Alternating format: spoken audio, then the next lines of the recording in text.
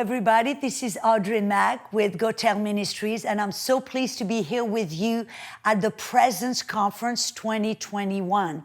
I would like to share something about how Jesus healed. You see, the first thing that we have to understand and has to be established is that it is always the will of God to heal you.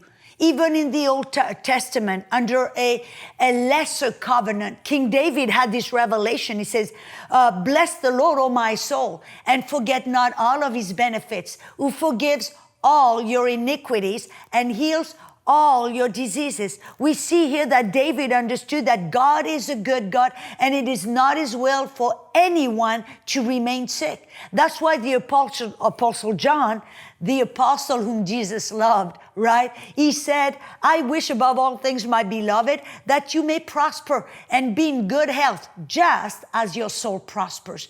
And we see through the New Testament that everywhere Jesus went, whether he was faced with a few people or with a multitude or a great multitude, amen, more than could be counted, it said that Jesus healed them all. It was the heart of God and it was the heart of Jesus. And I heard somebody say, Jesus is God's perfect theology. If you want to know what God's will is, look at Jesus. But you know, I'd like to tell you that Jesus did not heal people because he was the Son of God, even though he was the Son of God, but he healed people because he was anointed with the Holy Spirit and power. That's what the Bible reveals in Acts 10:38, how Jesus of Nazareth was anointed with power, with the Holy Spirit and power, and he went around doing good and healing all who were oppressed of the devil, for God was with him. We see that Jesus healed all. Amen. And it reveals here again, it was the will of God. There was no exception anywhere that we can see that Jesus says, oh no, I cannot heal you. It's not God's will. No, God wanted to heal them all, but he healed them because he was anointed with the Holy Spirit. You see, it is the anointing of the Holy Spirit that enabled him to heal the sick. You see, because when he was 12 years old or 25 years old or 29 and a half years old, he was the Son of God, but yet didn't heal anybody.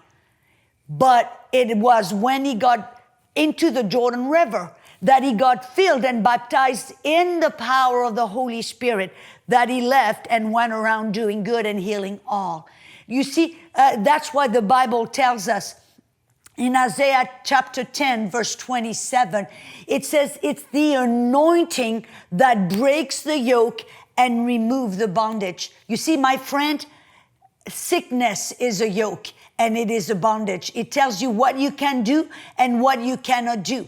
Amen. And it's a bondage that try to steal you and keep you from accomplishing the will of God for your life. But God sent the Holy Spirit, the power of the Holy Spirit, and it is through the anointing of the Holy Spirit that Jesus healed them all. But today, Jesus sent the Holy Spirit, and through the same anointing, you and I can be healed. But you see, many people don't understand that anointing and how to cooperate with the anointing of Holy Spirit, how to activate that power, and they leave a praying line with that being healed, all still in pain.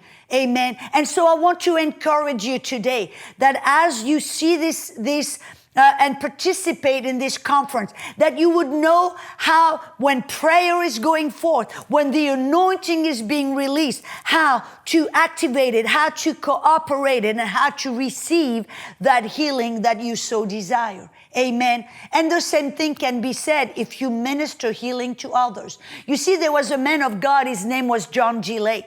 He was called a father of faith in Africa, and he lived during the bubonic plague when thousands upon thousands of people were dying every day. And then he understood that anointing so much that he was there praying for the sick, and a doctor said, hey, you can't touch the foam. It's highly contagious.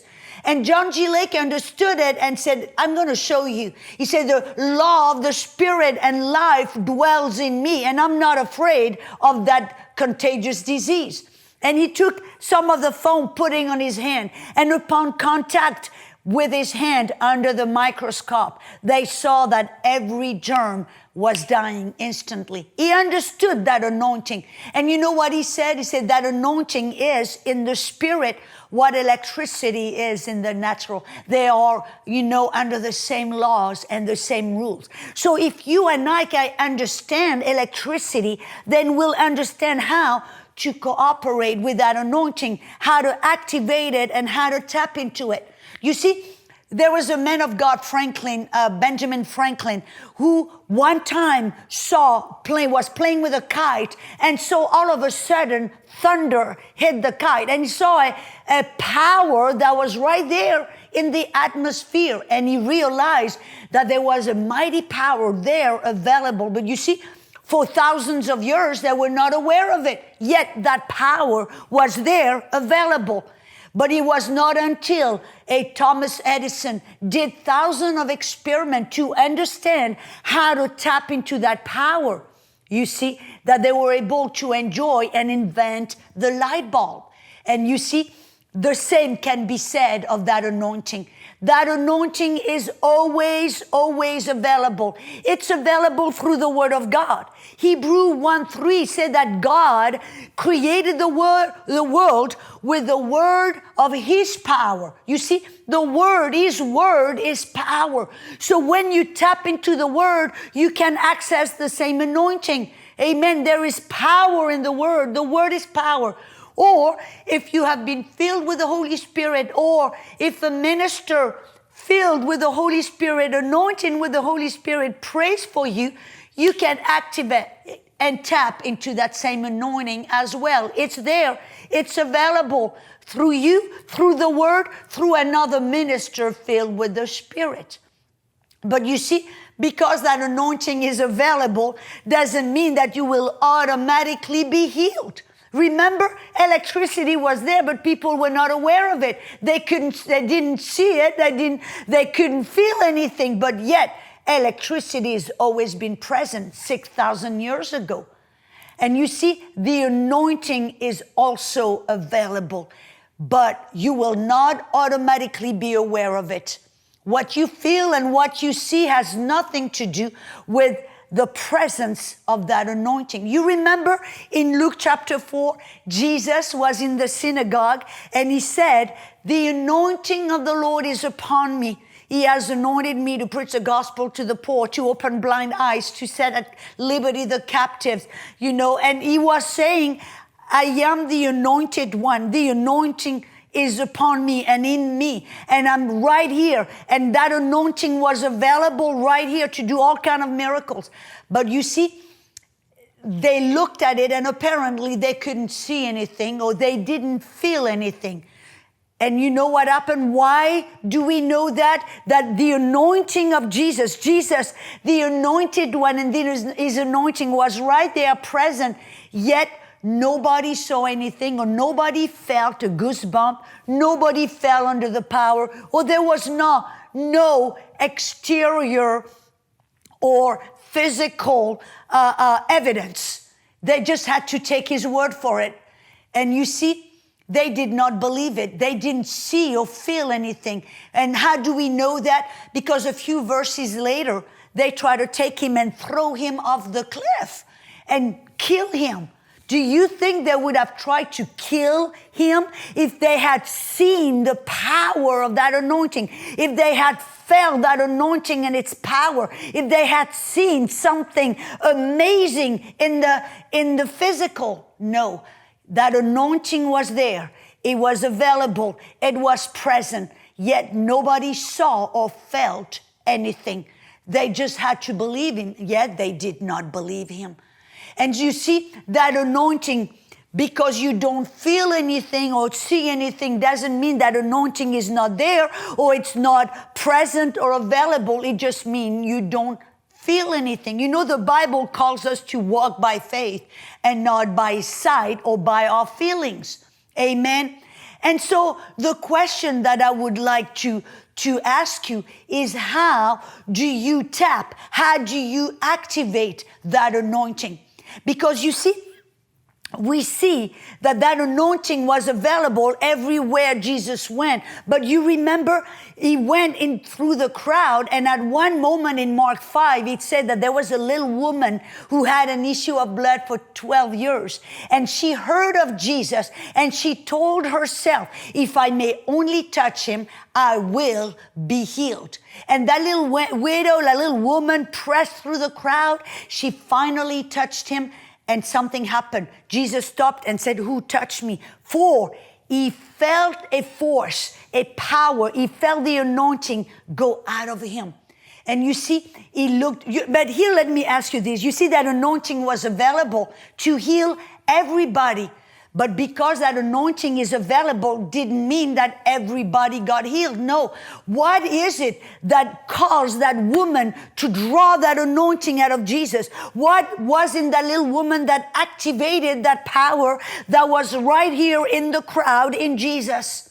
It was her faith. You see, like electricity is always available and it's always there to do mighty things. And you might not even be aware of it around you. But there needs to be the right conductor. They discovered that copper was the right conductor to channel and activate and able to channel that electricity in the same way. That little woman with the issue of blood had the right conductor. When everybody else in the crowd did not get touched or did not draw from that anointing, that little lady had that right conductor, which was her faith. She believed, she declared, and she believed, if I may only touch him, I will, not might, I will be made whole. And you see, faith is what allows us and enables us and empowers us to go and activate and cooperate with that anointing. It is so important. And you see, I will say it again. She went expecting, and by her faith, she drew and activated the anointing.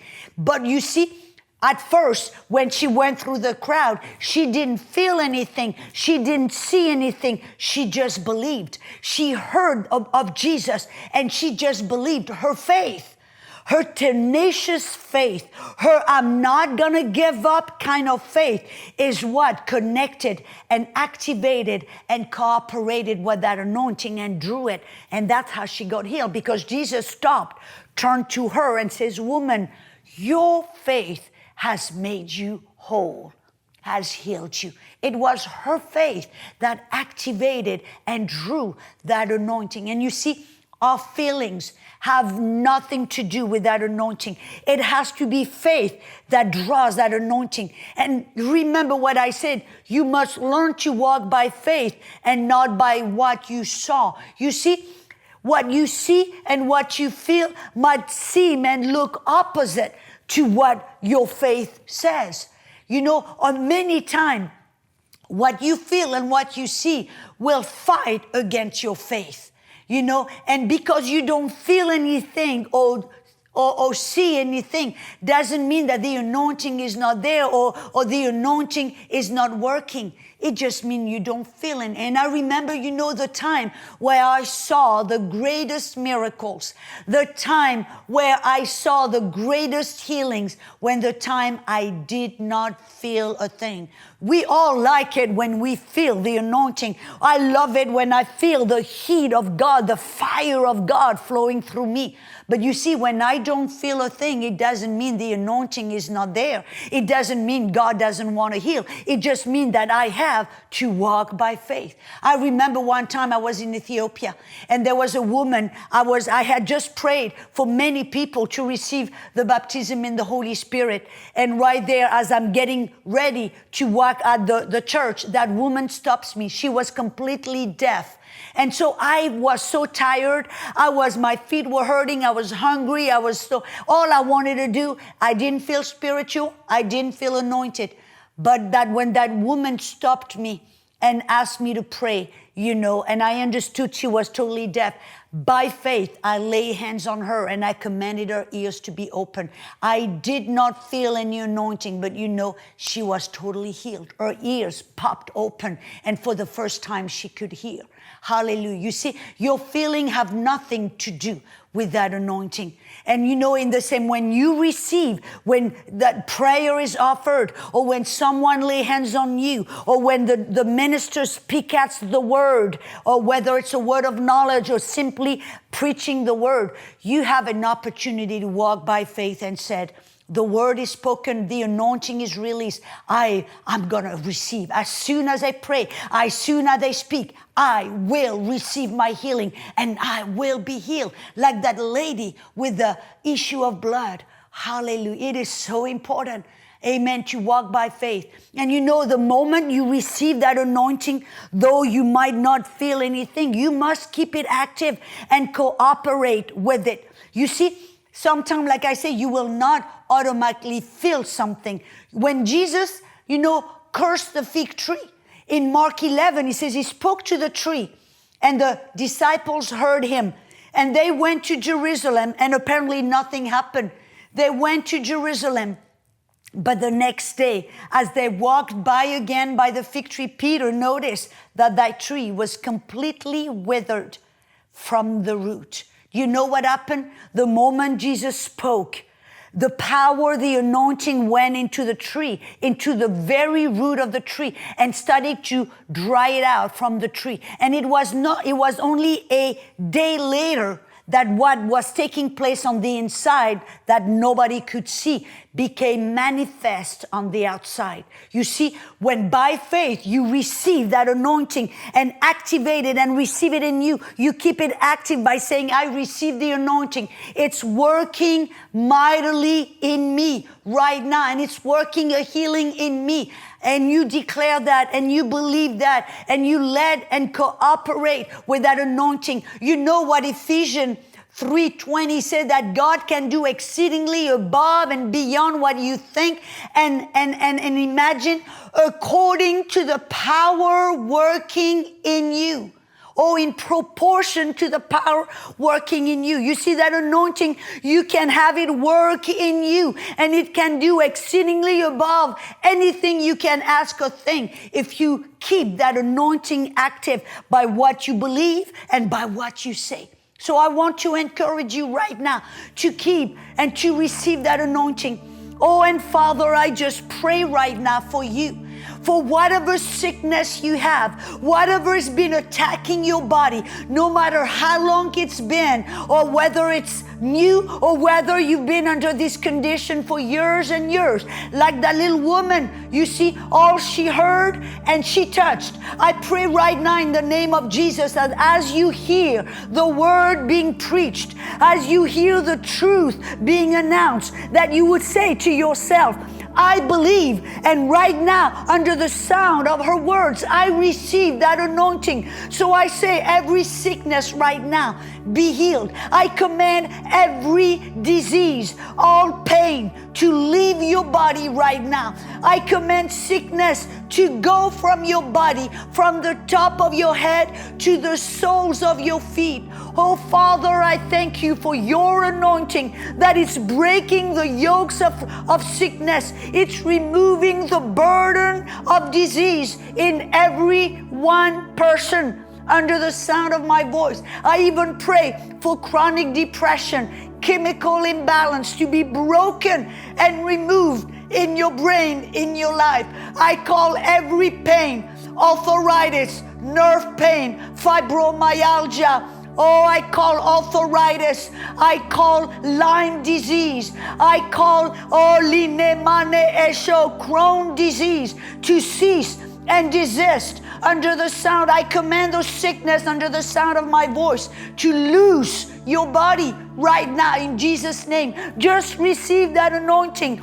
I release the anointing of God, the same anointing that resurrected Jesus from the dead, that dwells in me, that dwells in you. Let that anointing quicken your mortal body and drive out pain, drive out sickness in Jesus' name. And I speak peace over you. I speak a peace that passes all understanding to guard your heart, to guard your mind. I pray that peace right now. We just go and just flood the very atmosphere of the room that you are in right now in your house. And I declare that fear has to go. The fear of disease, fear of the virus, COVID, fear of every sickness to loose you. Jesus says, do not be afraid, only believe. Believe right now that anointing is breaking every yoke, even the yoke of fear, even the yoke of torment. And I declare peace. And some of you are going to sleep with such a peace as you go to bed tonight in Jesus' name. Oh, and I call right now, digestive problem, whether it's blockage of the colon, whether it's a disturbance of your stomach or of your intestine, right now I speak freedom. Lord, I pray that your digestive organs would be healed in Jesus. I call acid reflux stopped right now in Jesus' name. I call your body to be healed. I call every sickness and every disease that is named and is not named in the book according to Deuteronomy 28 to be healed, because you have been redeemed from the curse of the law in Jesus Christ, because he became a sin for you so that you would not have to pay for that sickness. Amen. You would not have to be sick and carry the pain one more day. So I pray right now that in your heart you would draw a line in the sand and you would say, today is the last day that I will experience pain. Today is the last day that I'm dealing with this sickness, because Jesus paid for it. And that anointing is right there available. So I take it, I receive it, and I declare that anointing is working mightily in my body, working a healing, working a cure. And I don't care how long it takes. If it takes 1 minute, 1 hour, 1 day, I believe that anointing is working in me in the name of Jesus. So I bless you in the mighty name of Jesus. And I believe that you are healed by the stripes of Jesus, by the anointing of the Holy Spirit. Amen and amen. God bless you all.